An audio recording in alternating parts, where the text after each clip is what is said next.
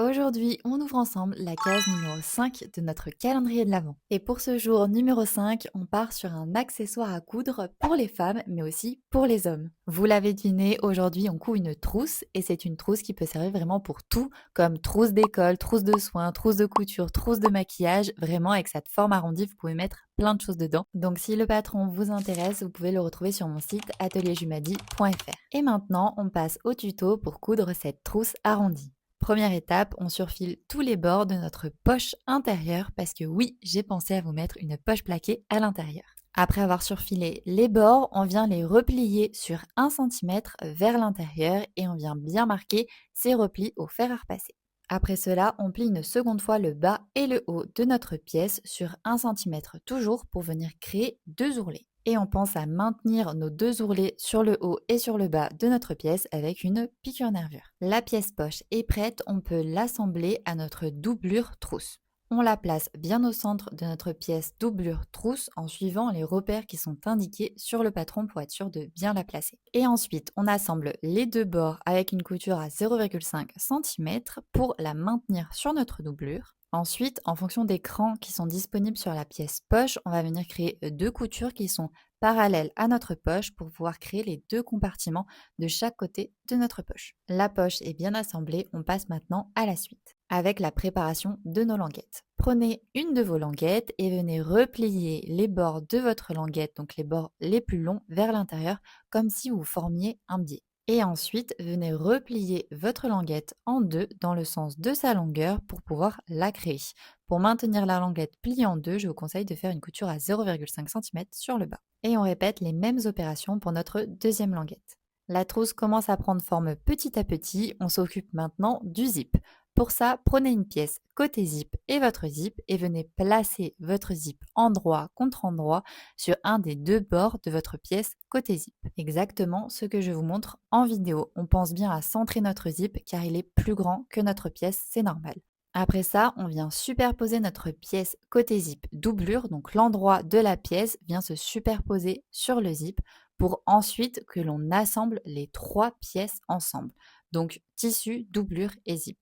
Pour ça, je vous conseille d'utiliser un pied spécial fermeture éclair. Après avoir assemblé les trois éléments ensemble, on vient les ouvrir pour les repasser dans le bon sens. Donc on va venir plaquer la doublure en dessous de la pièce tissu et on va bien repasser pour bien placer nos éléments. Dès que vous avez fait ça, on assemble la deuxième partie de notre zip. On prend notre deuxième pièce côté zip que l'on va placer endroit contre endroit sur la deuxième partie de notre fermeture éclair. On fait en sorte que la pièce que l'on vient ajouter soit bien parallèle à celle qui est déjà placée sur notre zip et ensuite on vient ajouter notre doublure par-dessus. Donc on vient superposer l'endroit de la doublure, pareil sur le zip comme on a fait pour la première fois. Et on assemble les trois éléments ensemble, donc tissu, zip et doublure. Exactement la même chose que pour notre première partie, on vient bien placer nos éléments du bon côté et on met un bon coup de fer pour être sûr qu'ils restent en place. Après avoir bien repassé votre pièce, vous allez réaliser deux coutures de part et d'autre de votre zip à 0,5 cm.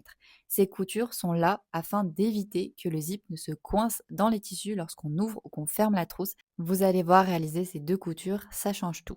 Une fois que ces deux coutures sont faites, vous pouvez couper le surplus de la fermeture éclair des deux côtés. Avant de venir assembler cette pièce à notre trousse, on va venir assembler les languettes aux deux extrémités de celle-ci au niveau de la fermeture éclair comme je vous montre à l'écran. Et on maintient nos deux languettes avec une couture à 0,5 cm du bord pour les fixer à notre pièce. Maintenant, place à l'assemblage. Prenez votre pièce trousse en tissu et venez placer votre pièce avec le zip endroit contre endroit de la même façon que moi sur la vidéo, c'est-à-dire sur les côtés de votre trousse. Pour faciliter les prochaines étapes, on pense à bien épingler les deux extrémités de notre zip avec notre trousse. Une fois que c'est bien épinglé, on récupère notre doublure trousse et on vient la superposer sur notre zip et du coup sur notre pièce trousse tissu. On la place endroit contre endroit au-dessus de notre zip dans la même forme que notre trousse tissu et on vient réépingler les deux côtés. Une fois que toutes nos couches sont bien épinglées ensemble, on les assemble avec une couture à 1 cm du bord en faisant très attention au niveau de la fermeture éclair à ne pas venir casser notre aiguille. Les deux côtés sont assemblés, vous pouvez venir retourner votre trousse sur son endroit. Une fois que la trousse est sur son endroit, on va venir assembler la partie arrondie de celle-ci sur la bande avec le zip. Pour ça, on va venir chercher les milieux de toutes ces pièces-là et on va venir marquer ces milieux avec une épingle pour que ce soit beaucoup plus facile par la suite. Une fois que nos milieux sont bien marqués, on va venir les superposer endroit contre endroit pour venir créer notre couture finale. On superpose nos milieux endroit contre endroit et on vient réépingler la totalité de la courbe de notre trousse sur la partie où il y a le zip et également sur les côtés que l'on a assemblés avant. Après avoir bien tout épinglé, vous devez obtenir le même résultat que moi et vous assemblez le tout avec une couture à 0,8 cm du bord. Pas d'inquiétude, les coutures ne seront pas visibles car elles seront cachées avec du biais à la fin. Vous faites exactement la même chose de l'autre côté et vous pensez à laisser votre zip ouvert pour être sûr de pouvoir retourner votre trousse sur l'endroit à la fin. Il y a toujours un petit peu d'embû lorsque l'on fait l'assemblage, mais c'est totalement normal, ne vous inquiétez pas. Une fois que vous avez tout assemblé, vous devez avoir le même résultat que moi.